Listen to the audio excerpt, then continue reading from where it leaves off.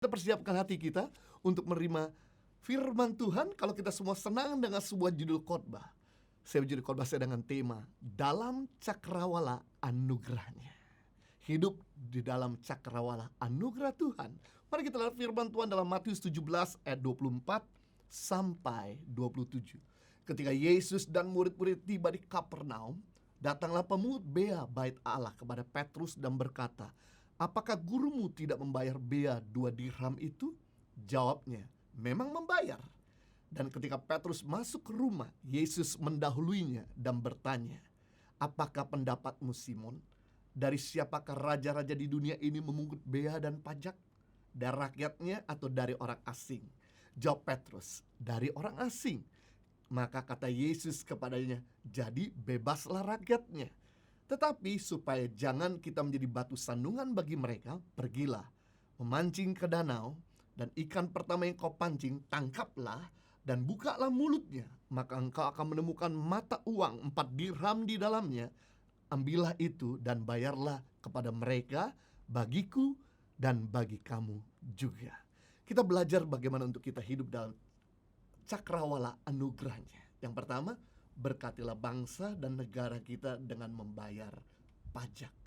Membayar pajak adalah kewajiban setiap warga negara. Pajak digunakan untuk pembangunan di seluruh wilayah tanah air, menjalankan roda pemerintahan, menolong rakyat yang membutuhkan seperti memberi pendidikan gratis, pengobatan cuma-cuma, support orang yang tidak mampu. Namun, kalau pajak itu diselewengkan untuk kekayaan pribadi oknum pejabat, bolehkah kita tidak membayar pajak? Yesus memberi teladan yang sangat baik.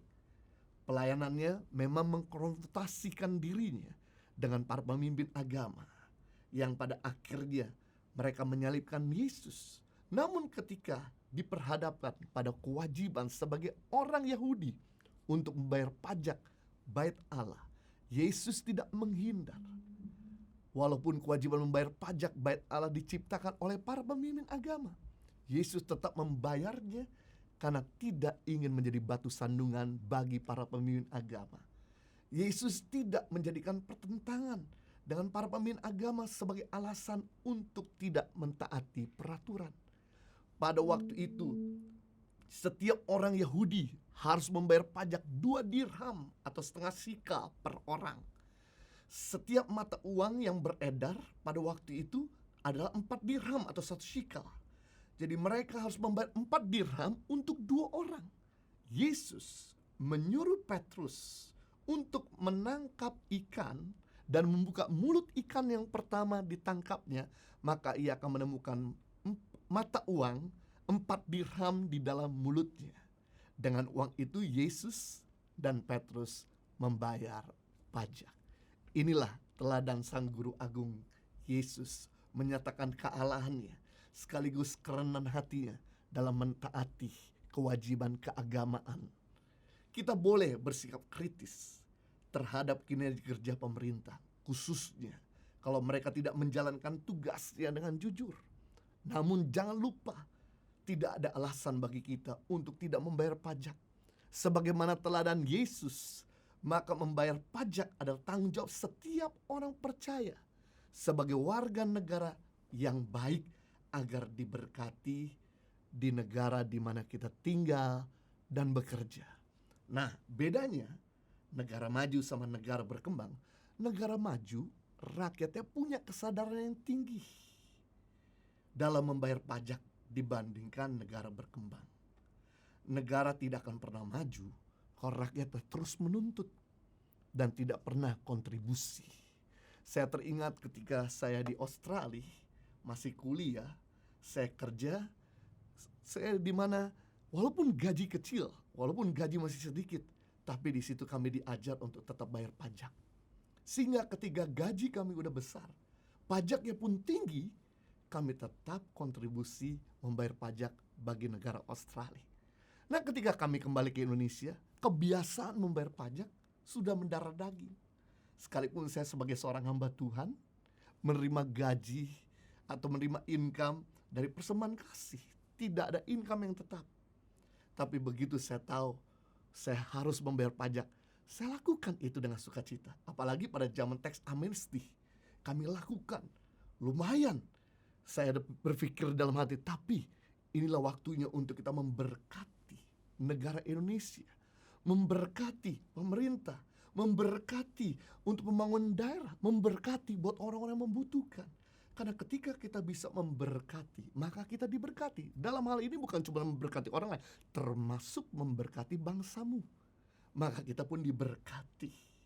Markus 12 ayat 17, lalu kata Yesus kepada mereka, berilah kepada Kaisar apa yang wajib kamu beri kepada Kaisar, dan kepada Allah apa yang wajib kamu beri kepada Allah. Jadi bagi kita sudah memenuhi syarat untuk membayar pajak, jangan pernah mencuri apa yang sudah jadi hak orang lain. Dalam hal ini negara kita. Karena saat kita taat kepada pemerintah, itu artinya kita sudah mencerminkan diri kita sebagai orang percaya. Kita masih bersyukur tinggal di negara Indonesia yang terbilang pajaknya masih rendah dibandingkan negara-negara lain yang lebih tinggi. Di Indonesia penghasilan di bawah UMR tidak perlu bayar pajak. Bahkan penghasilan dari 36 juta sampai 50 juta cuma bayar pajak 5%. Penghasilan 50 juta sampai 250 juta cuma bayar pajak 15%. Penghasilan 250 juta sampai 500 juta bayar pajaknya 25%. Penghasilan lebih dari 500 juta maksimum bayar 30%. Coba kalau kita berada di negara orang lain yang tarif pajaknya sangat tinggi seperti di Denmark, pajaknya 55,56%. Di Spanyol 52%. Berarti $1 kita cuma dapat 48 sen. Di Jepang pajaknya 50,84%. Di Portugal 48% pajaknya. Di Australia, kami pernah tinggal di sana. Kalau gaji kita lebih daripada 200.000 Australian dollar per tahun, maka kita dipajak 47%. Berarti $1 kita harus bayar pajak 47%. Kita cuma terima income sekitar 53 sen. Di Inggris pajaknya 45%. Di Papua Nugini 42%. Jadi saya cuma mau ingatkan, mari jadi berkat, bukan cuma untuk orang lain, tapi jadi berkat di masa pandemik ini untuk bangsa kita, untuk kota kita, untuk daerah kita. Yang kami mau informasikan dan beritahu, kalau kita tahu main kesulitan untuk bayar pajak nanti, yaitu begitu kita terima income, jadilah pengelola yang bijaksana. Begitu dapat income, Anda bisa nikmati 59% untuk kau dan keluarga nikmati. 20% kau bisa tabung dan investasikan. 10% Anda bisa kembalikan apa jadi bagian Tuhan. 10% lagi kita bisa berkati orang lain.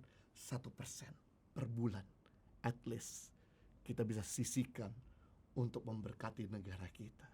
Sehingga pada waktu jatuh tempo kita harus membayar pajak, kita sudah ada cadangan dana untuk memberkati negara kita. Saya percaya semakin kau memberkati negaramu, semakin Tuhan akan memberkati di mana engkau ada di negara itu.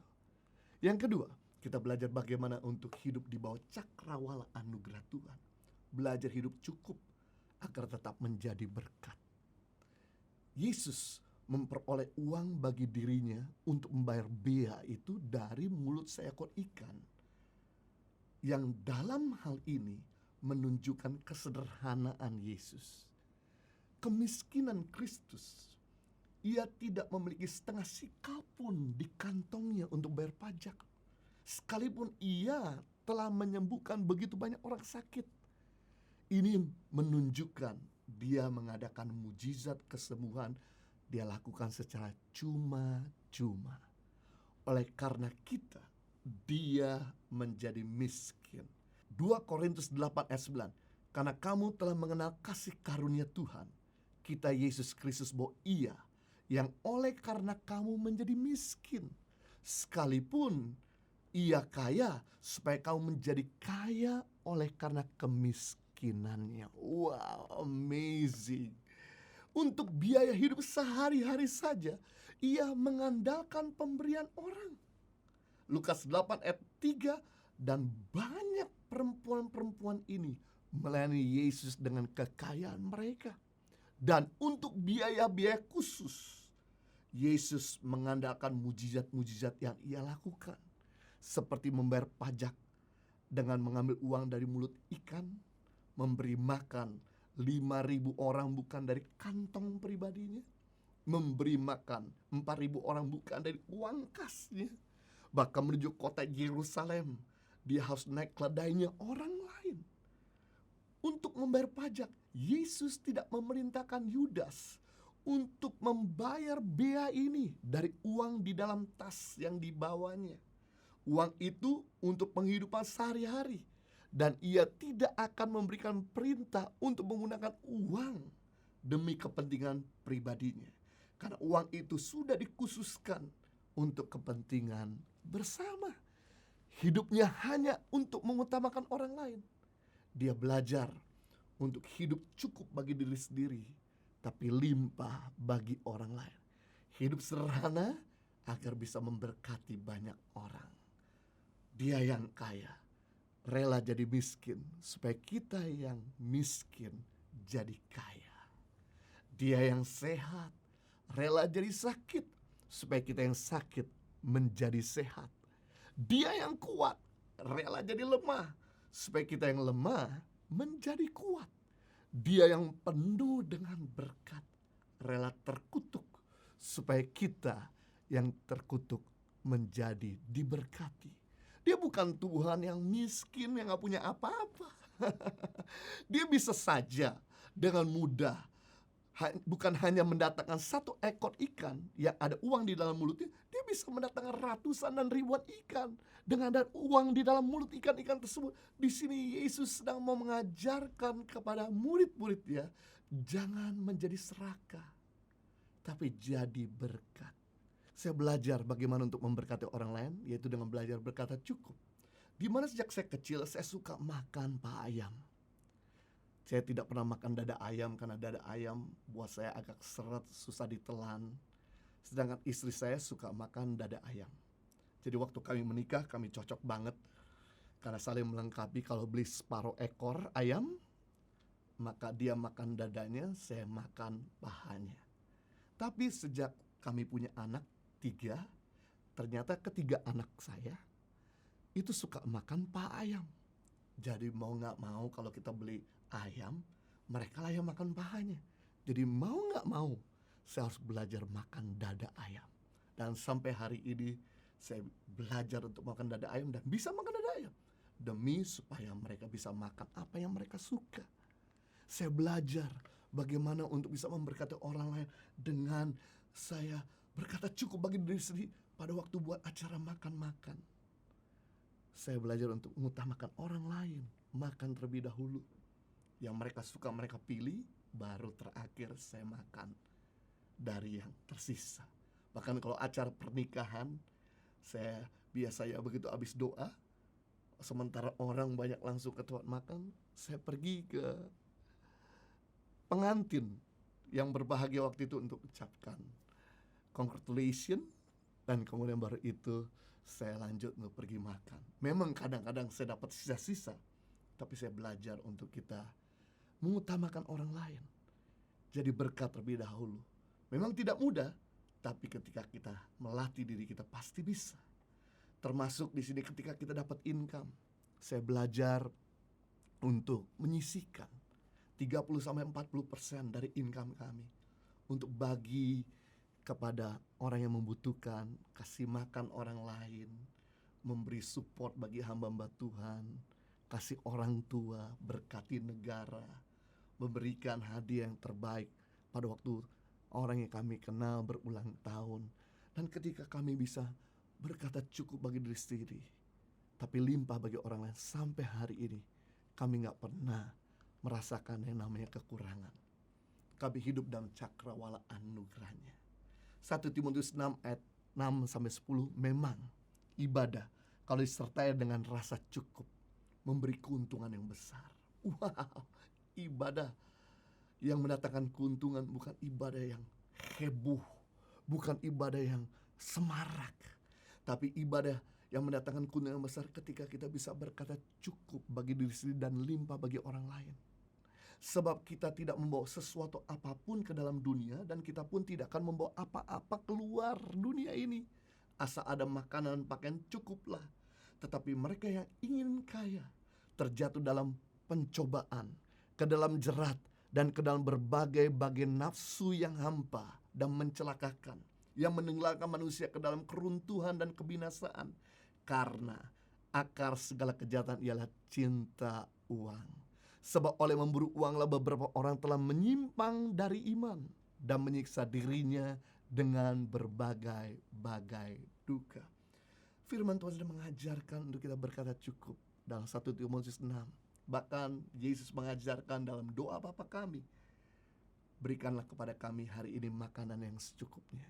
Orang berkata cukup bukan orang berkekurangan. Orang berkata cukup adalah orang yang bisa menguasai diri. Dan orang yang menguasai diri, kitab Amsal berkata, melebihi seorang pahlawan, melebihi seorang berebut kota. Berarti kita dikatakan lebih daripada pemenang, lebih daripada orang yang berebut kota. Bukan karena kita pinter nyanyi, bukan karena kita pinter beribadah, tapi kita dikatakan lebih daripada pemenang ketika kita bisa berkata cukup, ketika kita bisa menguasai diri. Sebab ketika kita bisa menguasai diri, baru kita bisa memberkati orang lain. Kalau kita gak pernah berkata cukup, gimana kita bisa berkati orang lain? Sekalipun kamu makin besar, tapi kau gak berkata cukup, maka sampai kapanpun kau gak akan bisa berkati orang lain. Itu sebabnya di sini kita belajar ada 4 kebodohan yang biasa orang spend money. 4 kebodohan kalau orang itu bisa mengeluarkan uang. Yang pertama, membeli barang yang bikin orang lain jadi impress. Memberi barang untuk show off, untuk menunjukkan pada orang lain bahwa saya bisa beli. Beli mobil yang mewah menunjukkan bahwa saya adalah orang yang mampu. Bahkan beli tas-tas branded, padahal zaman sekarang ini kita gak bisa bawa kemana-mana. Beli baju yang bermerek-merek, padahal sekarang ini kita cuma di rumah aja. Berikutnya yang kedua, kebodohan orang mengeluarkan uang, yaitu membeli barang yang membahayakan kesehatan. Seperti contohnya ada rokok, narkoba, makanan-makanan yang berlemak yang membahayakan kesehatan kita. Berikut yang ketiga, kebodohan dalam mengeluarkan uang, yaitu investasi yang kita gak mengerti, yang kita gak kuasai. Jadi jangan salahkan Tuhan kalau kita itu rugi, kalau kita gagal berbisnis atau investasi. Mungkin karena kita gak menguasai. Maka pelajari dulu, maka diskusi dulu, review dulu. Begitu kita kuasai, begitu kita mahir, kita jalankan, pasti kita akan lancar. Berikutnya, kebodohan yang biasa orang keluarkan uang, yaitu gambling, kasino, judi. Tidak ada orang tuh kaya karena judi. Di mana-mana orang kaya jadi miskin karena judi. Kita belajar di sini untuk kita bisa bijak dalam mengeluarkan uang supaya bisa jadi berkat buat yang lain.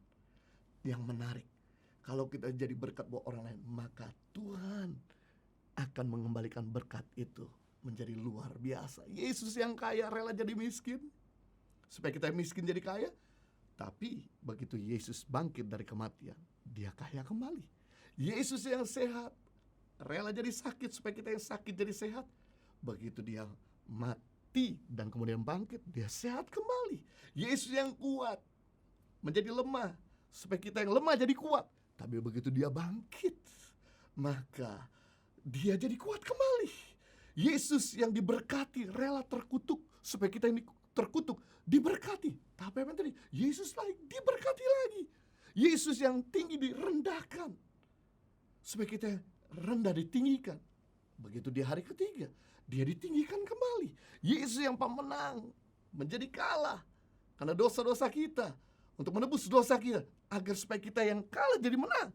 Tapi yang terjadi di hari ketiga dia menang lagi. Jadi kita bisa melihat di sini, ketika kita berkata cukup, kita akan bisa bikin dunia ini menjadi tempat yang lebih baik, lingkungan kita menjadi tempat yang lebih baik.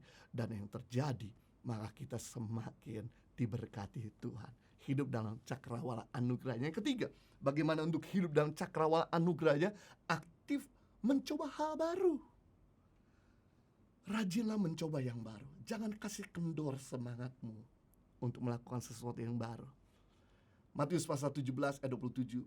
Tetapi supaya jangan kita menjadi batu sandungan, kata Yesus kepada Petrus, bagi mereka, pergilah memancing ikan ke danau, dan ikan pertama yang kau pancing, tangkaplah dan bukalah mulutnya, maka engkau akan menemukan mata uang 4 dirham di dalamnya. Ambillah itu dan bayarkanlah kepada mereka, bagiku dan bagi kamu juga.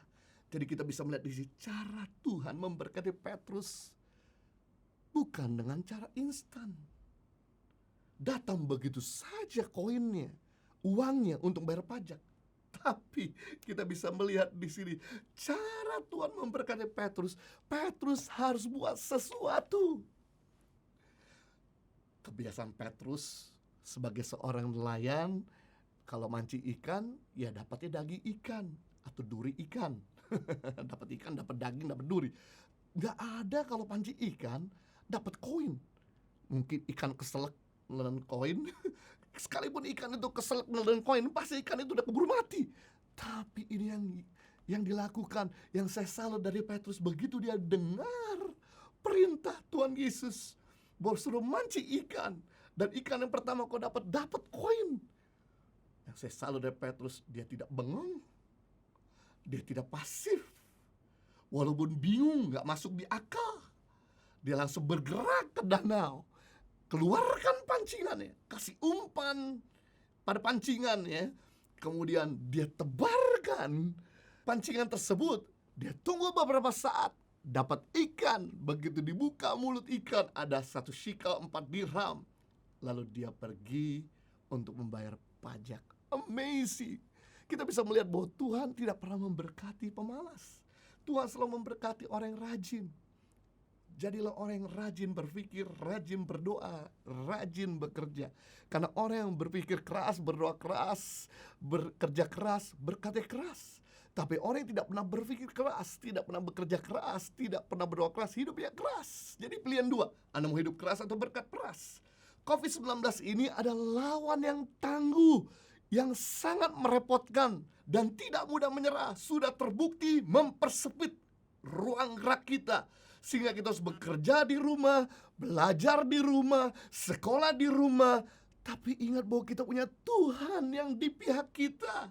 Tunjukkan sehingga kita bisa menjadi lawan yang sepadan. Penting untuk kita jadi lawan yang sepadan, jangan lawan yang tidak sepadan. Kalau kita nonton pertandingan, dalam pertandingan tersebut lawannya sepadan, maka kita akan jadi tegang, kita jadi seru nontonnya. Bahkan kita akan nonton sampai selesai. Tapi kalau kita nonton pertandingan, lawannya tidak sepadan, nggak asik. Mau cepat pulang karena kita tahu siapa yang menang. Dan dalam hal ini COVID ada lawan yang sepadan dengan kita. Di musim yang baru ini, jangan malas, rajinlah berpikir. Kita harus mampu mengeluarkan kemampuan kita yang terbaik, munculkan kreativitas yang baru, strategi yang berbeda dari biasa yang kita hadapi, taktik yang baru, dengan mengandalkan pimpinan Roh Kudus. Buat tekad untuk belajar sesuatu yang baru. Belajarlah bahasa asing, belajarlah melukis, belajarlah musik, belajarlah menulis, belajarlah memasak, belajar berkomunikasi di depan kamera, belajarlah untuk bisa baca buku, telan buku. Karena buku menambah pengetahuan. Olahraga yang rutin supaya makin sehat. Baca Alkitab supaya kita makin bijaksana, supaya kita dekat sama Tuhan. Belajar melayani agar kita jadi berkat buat orang yang justru masa-masa ini adalah masa di mana kita punya waktu untuk mengembangkan kapasitas. Di masa PSBB ini kembangkan disiplin yang tinggi, tekun berlatih untuk mengembangkan kapasitas. Seperti kami, sebelum masa COVID, kami membicara undangan. 1 bahan khotbah saya pakai 1 bulan untuk keliling kemana-mana. 1 tahun cuma siapkan 12 materi bahan khotbah. Tapi di masa COVID ini kami rebut keuntungan di sini. Jangan sampai COVID meraih keuntungan. Yaitu yang kami lakukan adalah kami persiapkan materi setiap hari, bahan daily devotion. Berarti 1 bulan saya siapkan materi khotbah 30, 1 tahun 356 bahan khotbah. Hampir sempat mau menyerah untuk berhenti. menyampaikan daily devotion di YouTube kami Yohanes Kristianus, bahkan di khotbah di hari Minggu ataupun Sabtu. Tapi kami ingat ada begitu banyak orang-orang yang selalu mengencourage dalam komen-komen. Jangan sampai berhenti Pak Jojo dalam menyampaikan firman Tuhan. Inilah membuat saya terbakar semangat lewat komen-komen saudara. Dan kemudian saya mulai persiapkan lagi, latihan lagi, belajar lagi, dalami lagi firman Tuhan. Dan sampai hari ini kami gak pernah berhenti untuk menyampaikan firman Tuhan yang baru-baru. Saya percaya ketika kita bisa mulai belajar untuk memberkati bangsa dan negara kita sendiri. Yang kedua, kita belajar berkata cukup bagi diri sendiri agar bisa memberkati orang lain. Dan yang ketiga, kita juga bisa rajin untuk mencoba yang baru. Maka kita akan hidup dalam anugerahnya, cakrawala kebaikannya. Tuhan Yesus memberkati. Mari kita berdoa. Bapa di surga, kami bersyukur untuk kebenaran firman-Mu yang telah menginspirasi dan menolong kami, sehingga kami belajar bagaimana untuk kami bisa hidup dalam anugerah Tuhan. Yang kami perlu lakukan adalah kami mau jadi berkat buat bangsa kami, buat negara di mana kami tinggal. Karena kami perlu support negara kami. Mereka harus mengeluarkan begitu banyak biaya, dana untuk menanggulangi masa COVID-19 ini. Kami mau support mereka dalam doa. Kami mau support mereka apa yang kami bisa lakukan. Karena Yesus sendiri gak sungkan-sungkan memberi teladan bahwa dia tetap membayar pajak untuk memberkati. Dan kami belajar yang kedua juga untuk kami hidup dalam cakrawala. Kami mau belajar berkata cukup agar bisa memberkati yang lain. Belajar dari Yesus dengan kesederhanaanmu, engkau bisa menolong begitu banyak orang. Dan kami belajar yang ketiga untuk hidup dalam cakrawala anugerahnya, yaitu kami belajar untuk mencoba yang baru. Mungkin jalan kami sudah tidak bisa lagi dilanjutkan, kami coba jalan yang baru. Mungkin bisnis kami gak bisa lagi dilanjutkan, kami minta hikmat Tuhan untuk Tuhan bisa memberikan pada kami kemantapan untuk mulai bisnis yang baru. Mungkin kerjaan kami udah gak bisa lagi berkembang, yang kami perlu lakukan, mari berikan pada kami orang-orang yang bisa menuntun, kasih masukan, kasih arahan, kasih direction. Biar Tuhan sendiri memberikan hikmat buat kami, sehingga kami boleh betul-betul menjadi lawan yang sepadan di masa COVID ini. Dan kami boleh keluar lebih daripada pemenang, berjalan from glory to glory, success to success, victory to victorious. Demi nama Yesus kita semua sudah diberkati, sama-sama katakan amin.